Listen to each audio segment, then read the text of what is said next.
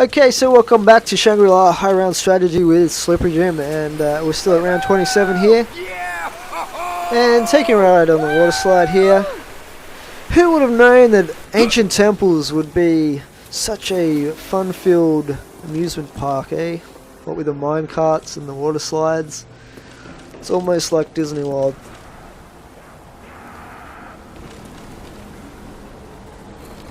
Okay, so basically, same old thing, coming through the mine area and going back in a big loop around the map that way. Just dodging past these zombies down here. And in this map you don't really have to do too much dodging, at least doing what I'm doing here. Unlike some maps like 5 where you really have to be at your dodging best.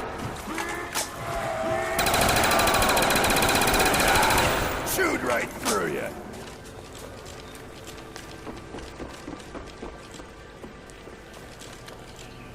Coming up to the mud pit again here, and you'll notice I'm jumping to the left where I can of that last pressure plate. As I said before, it's best to head that way if you can, because then you can get around any zombies by going around to their right.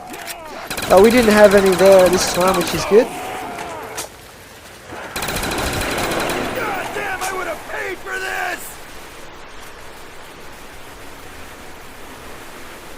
And as in the last video, you'll see that I've got fairly low ammo in my Mustang and Sally, so what I want is a max ammo at some point, and it's starting to get more and more important that I get a max ammo. Still not in desperation straits, but it is something that I would really like.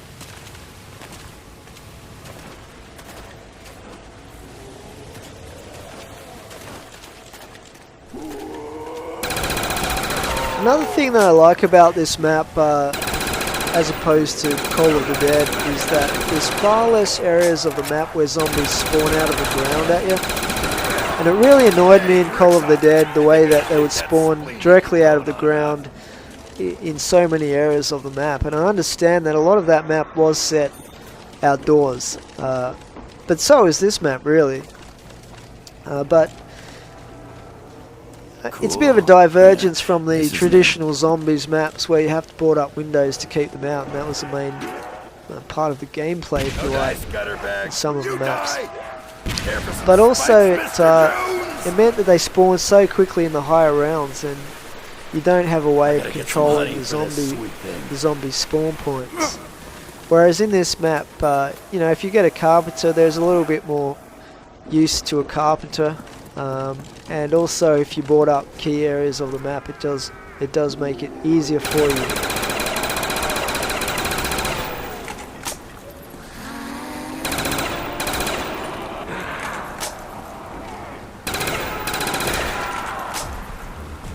Okay, so we've basically been able to end the round there at round 27, moving on to round 28, and I'll go up quickly to the minecart area this time to start the round, because I probably would have taken longer to get to the top of the water slide. Where'd your limb go? Okay, so only got one passenger this time, and see if we can knife her, but otherwise, yeah, we get there in the end. Otherwise, we'll get to the end and she'll have to get flung off and respawn, but it didn't happen that time. And I might just pause here and stick the claymore down. Nope, doesn't look like it. I'm just going to keep on trucking and head up to the water slide area. Okay, that's slightly annoying.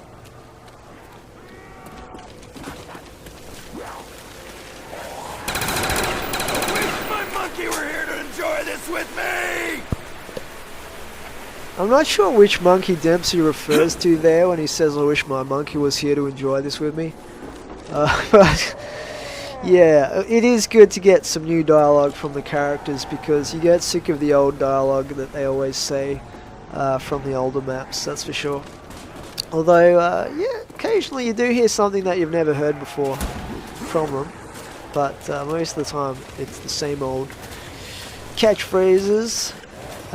One thing that is annoying with the dialogue in this map is when you come through the mud pit area, he nearly always says exactly the same thing. And doing this strategy, you come through the mud pit area a lot.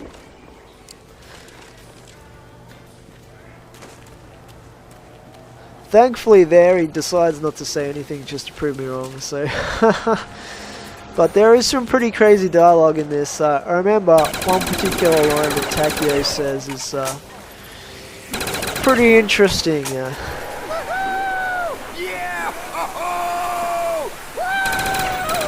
Never mind the stuff that Richtofen says when he gets hit up the arse with the stakes in the stake areas of the map.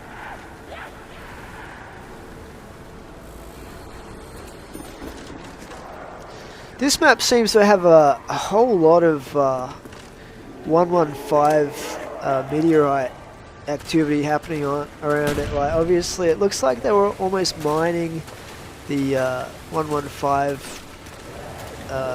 material in this mine, which is interesting, considering that in the zombies' backstory, it seemed to be that most of the 115 was from the meteorite in Japan, in Shinonuma, where you had that one big lump of it. But in this map, it's pretty much everywhere you look, and that's pretty amazing. It looks like, as far as the zombies' backstory goes, this is the major source of element 115. I'm still trying to piece together the backstory from this map as far as the Easter egg goes, because you'll notice that if you listen to the radios that you find during the Easter egg, the two radios in the minecart area say almost exactly the same thing, except for the last part of the message. And it seems as if there's almost an alternate reality that occurs once you travel back in time and change part of what happened to the explorers. Because it seems that your actions during the Easter egg actually create an alternate reality. And obviously what happens is at the end of the Easter egg is it restarts all over again, and you can basically go back and complete it as many times as you like. So a bit of time travel paradox happening there or something, but it's pretty interesting, and I'd like to try and find someone who's pieced together exactly what all of that means as far as the zombies' backstory goes. I'm sure there's someone out there that has some theories on how this map fits in with the rest of the zombies' backstory.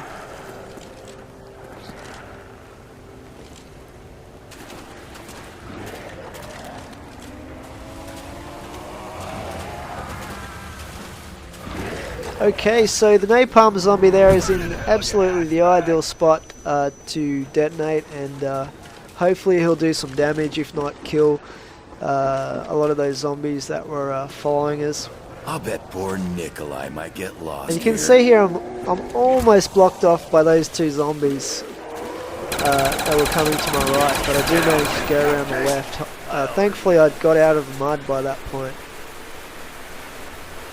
And I've still got very limited ammo in the Mustang and Sally to get myself out of those situations if I get trapped. So I decided to go the other way this time, just for a bit of variety, mix it up a little bit, and go to the minecart. And I have to take it fairly quickly. It's probably a good idea to get that little hut near the minecart boarded up wherever possible, so you've got a little bit of extra time to wait up there.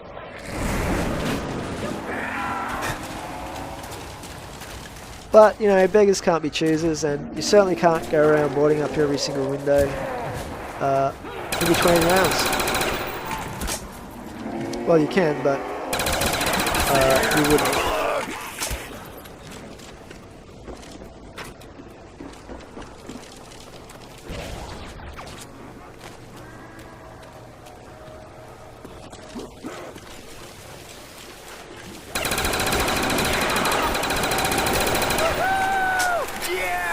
So I'll just finish off my ammo here and buy some more off the wall as we go through.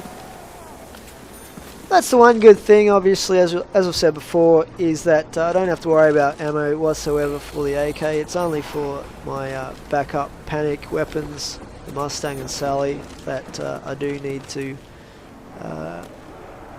find some sort of max ammo drop at some point.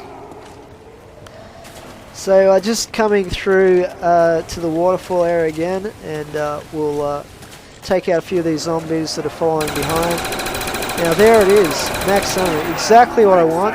So I'll throw my last monkey bomb, and that's the reason I've got monkeys. That'll take care of the zombies, get them out of the way, and I get the max ammo there.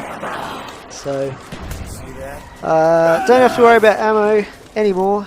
I certainly don't picture myself running out of ammo and Mustang and Sally before we get to round 30, lost here. because I only use them in panic situations.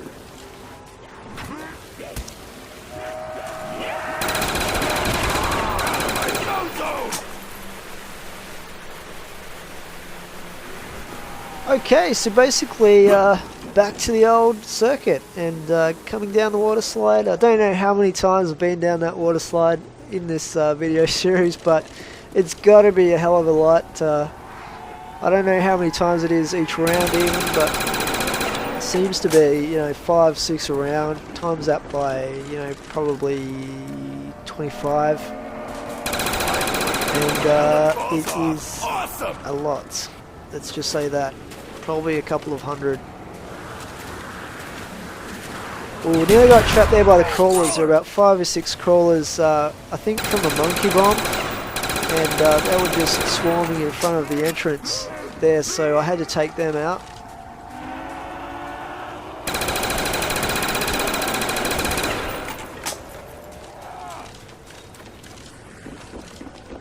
So I'm trying to use my spike mods a little bit here.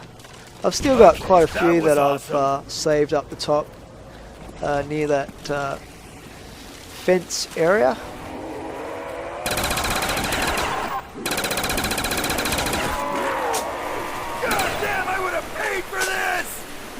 And I can probably go another circuit without buying ammo for the AK, so I'll just get through the power room again.